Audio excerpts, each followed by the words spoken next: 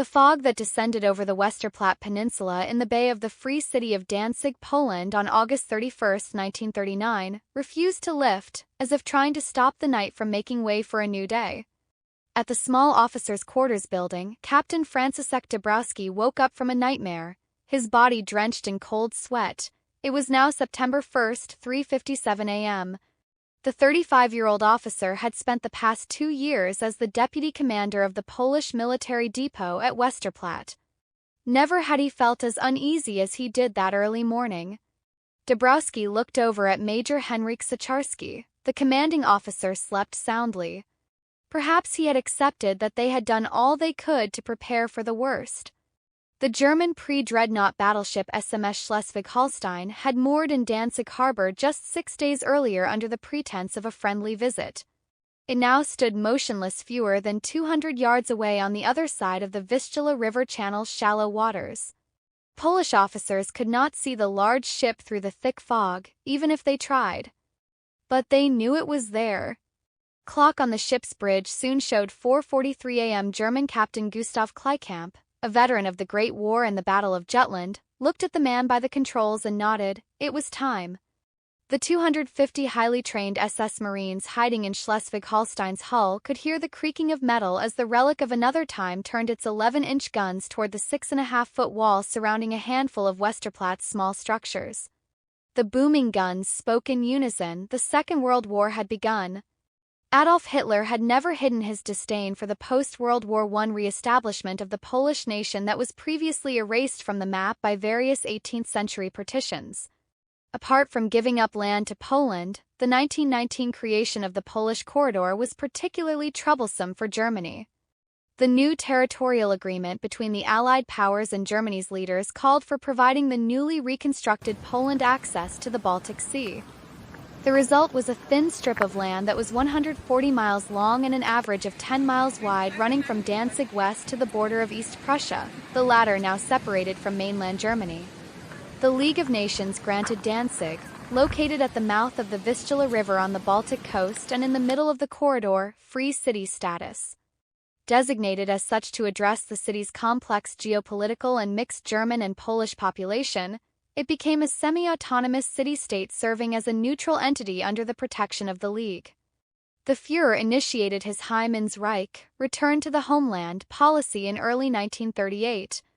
With a claim of bringing ethnic Germans living in other countries back to the Greater German Reich, the Nazi Party, under the guidance of its Führer, first annexed Austria in 1938, then the Sudetenland and the rest of Czechoslovakia the year after.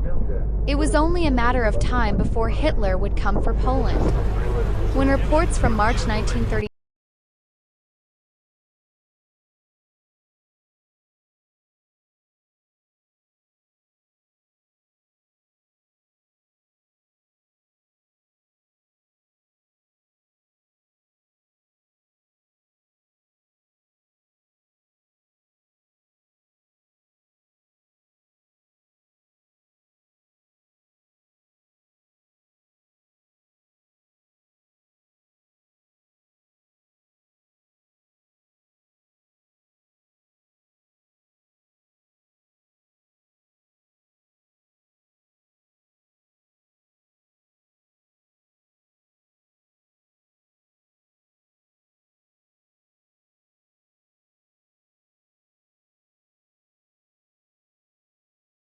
of officers, who, like the other reinforcements, were all smuggled and wearing civilian clothing. Armed with one 75mm field gun, two 37mm anti-tank guns, various rifles, grenades, and 18 heavy machine guns, Sieczarski and Dabrowski established 3 lines of defense. Covered by cut brush and the tall trees overhead was a line of machine gun outposts near the narrow entrance to the peninsula designed to hold the line long enough for the troops to mobilize near the second line of defense, the 5 guardhouses deeper past the depot's walls that protected the barracks, storerooms, and officer quarters. The orders from the Army HQ were clear: do nothing, provoke no one, wait. Dabrowski now raised his hands and shielded his eyes as shattered glass from the nearby window hit him with a powerful force. Polish captain had slept in his full uniform, a precaution he and his men had taken since the arrival of the German battleship. Across the room, Major Sicharski was giving orders. Although the men already knew what to do, they had been secretly preparing for this moment for months. Within 10 minutes, the German ship would rain 5 metric tons of shells on the Polish depot's eastern perimeter near their machine gun nests in an attempt to breach its outer wall. Apart from Schleswig-Holstein's 8 salvos from its main guns, 59 shells would come from its medium batteries and more than 600 rounds from its 20mm flak guns. Schleswig-Holstein's projectiles continued falling as a young rifleman, Konstanty Yazierski, shielded himself in one of the peninsula's 5 guardhouses as something crashed through the window. The first soldier to die in World War II never saw the explosion that claimed his life. The second phase of the German invasion of Westerplatte began at 4:55 a.m. The Marines from Schleswig-Holstein emerged from the smoke at the base of the peninsula and through the protective wall at a spot damaged by the battleship's barrage. Supplied with old maps, the SS Marines were unaware of the secret changes to Westerplatte's defenses instituted by Sicharski and Dabrowski in the months leading up to the inevitable attack. The men of the foremost gun emplacement, codenamed Prom, could easily pick out the enemy through the smoke, their off-white rucksacks draped over their shoulders making a stark contrast against the dark German uniforms. The SS unit, led by Lieutenant Wilhelm Henningsen, crept forward unaware of the hidden machine gun emplacements. "We didn't have to strain our eyes," a Polish soldier later recalled, "because we let them come as close as before we opened fire." The machine guns from Prom came to life simultaneously, with the other nearby outposts instantly meeting their ferocity. German soldiers, unable to see Polish positions through the thick trees, fired their rifles and submachine guns in all directions but the right one. The invaders finally retreated after the third attempt, convinced that the Poles had built an elaborate system of trenches, tunnels, and defensive positions when in reality they faced but 4 hastily built bunkers.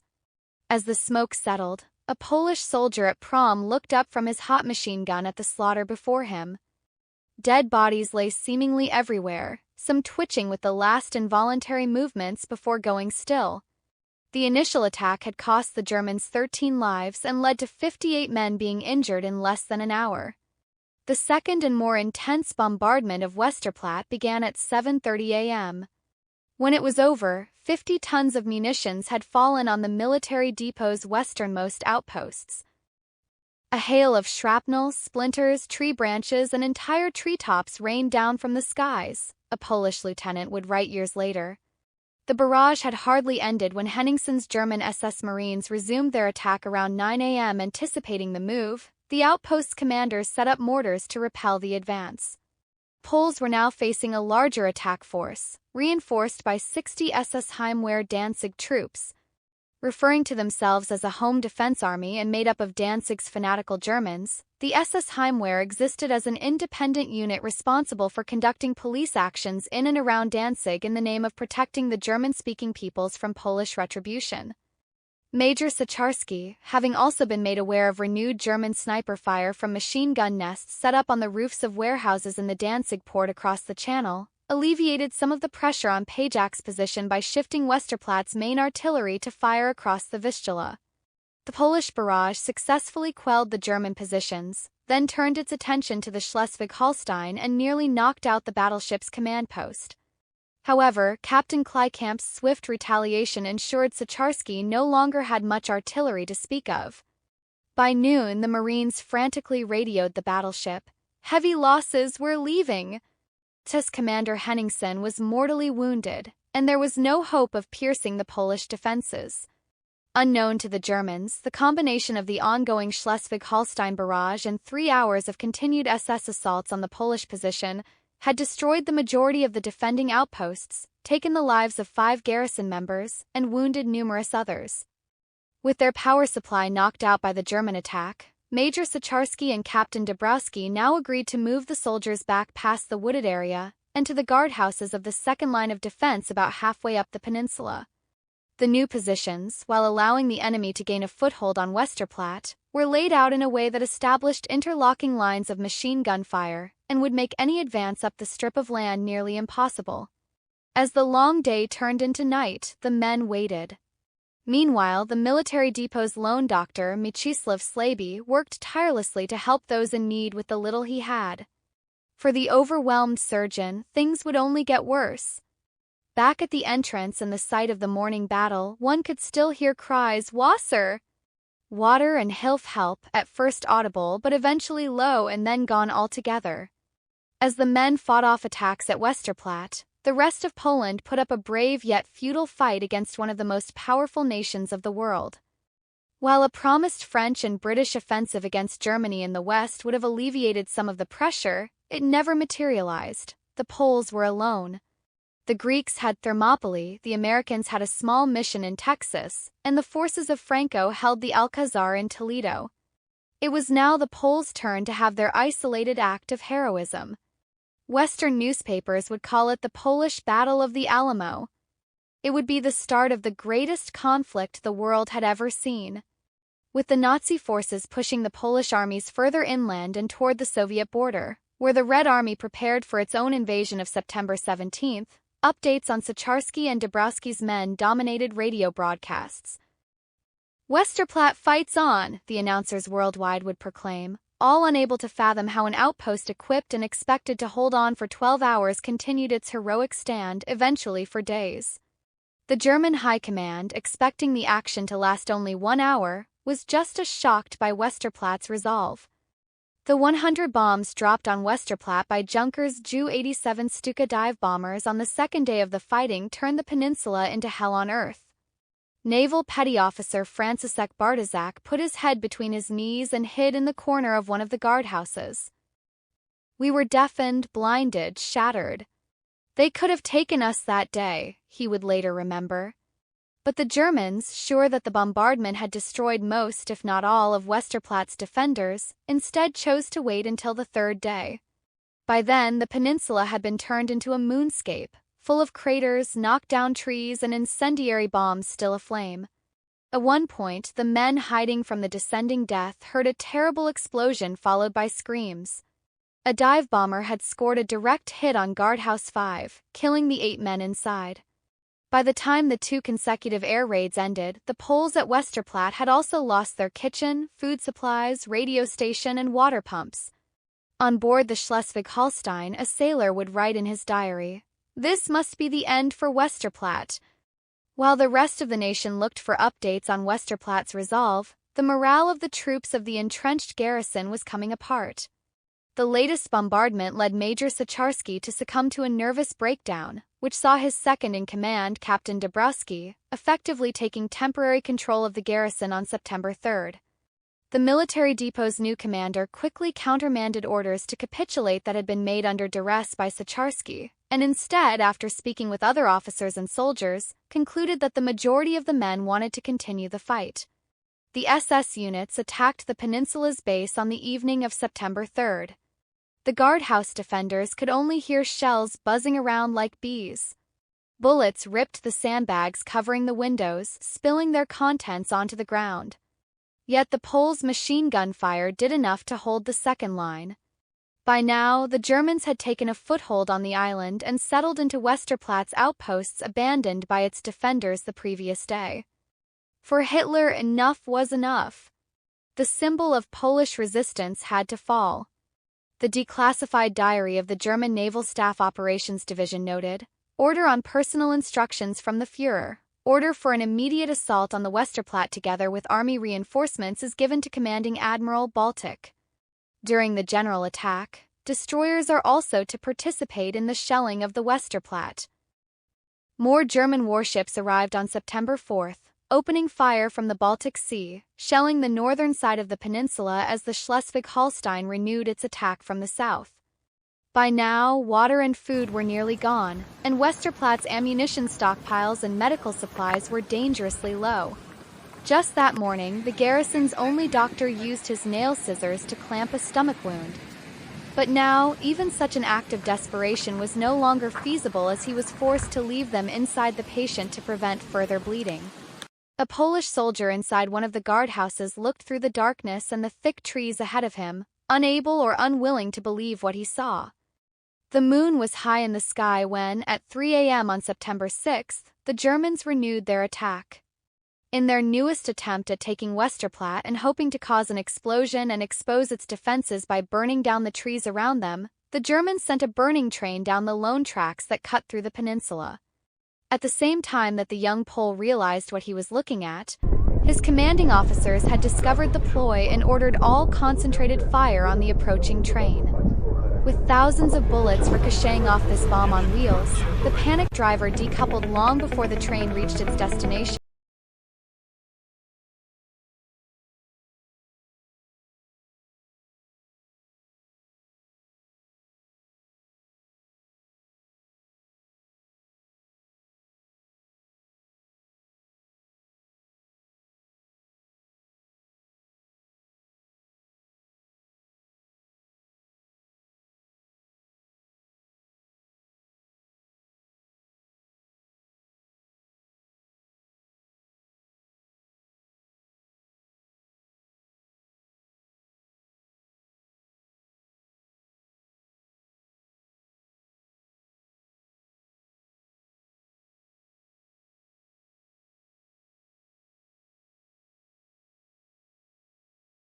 Building, the lone doctor could no longer supply his wounded men with anything but small sips of water. By the evening of September 6th, even that would have to stop, for whatever was left had to be rationed to those still fighting. The wounded needed calm, but here, as if in mockery, booms, quakes, and explosions from every angle, Corporal Edmund Sumluski, a veteran of Westerplatte, would later write. Instead, they lay idly, listening to the moaning of their wounded comrades. To make matters worse, the surgeon had another evil to contend with. Gangrene began to spread among his patients. The 4:30 a.m. German attack of September 7th began much in the same manner as the one that started the war the week before. By now, the German armies had overtaken most of Poland, yet the radio stations continued reporting that Westerplatte fought on. This time, the major barrage from the Schleswig-Holstein was more successful than the two on September 1st. Before sunrise, the projectiles from the battleship obliterated guardhouses 1, 2, and 4 beyond repair. The German ground attack resumed with a renewed ferocity, led by advancing flamethrower units. And while the Poles held their own until the enemy stopped to regroup, the men knew the next fight would have to end in hand-to-hand combat, for there was no more ammo or energy left to give. With 17 dead and 79 wounded, no water, little food and ammunition left, and the painful realization that help was not forthcoming, Major Sacharski, this time with Captain Dabrowski's blessing, ordered a white flag hung on one of the barracks windows. The men had met and exceeded their assignment to hold for 12 hours, 7 days earlier. They could not hold any longer. With Westerplatte silent, Sacharski and Dabrowski led the men, with the few wounded that could still walk in tow, out of the entrenched positions and toward the enemy lines at 11 a.m. The ragged, dirty, and wounded men marched proudly behind their leaders. Awaiting the Poles were the German ground detachment and officers from the Schleswig-Holstein. Sacharski handed his ceremonial sword to the recently arrived German commander, Major Friedrich Eberhardt. The SS man looked down at the saber. "Where are the rest of your men?" he demanded. The unflinching Polish major took his time to answer. "This is all that is left." Eberhardt stood motionless for a moment, then handed Sacharski back his sword. The battle for Westerplatte was over. As the Polish officers and troops marched off to prison camps where most would spend the rest of the war, their countrymen persisted in the futile struggle against the German blitzkrieg, which they continued long after the official capitulation to the Nazis and the Soviets on October 6, 1939. When the conflict ended, Poland's death toll would exceed 6 million, the highest proportionately of any combatant nation, with 3 million of these being Jews. Hitler walked in silence. It was exactly 2 weeks to the day when Major Sacharski surrendered Westerplatte. The evidence of battle was still apparent in the rubble and destruction surrounding the Führer. He walked around the shell holes and stepped over fallen trees. The Nazi leader remained quiet as the captain of the Schleswig-Holstein gave him a tour of the peninsula. There was not much left to say. Captain Kleikamp knew better than to boast about persevering. It was clear Hitler was not pleased.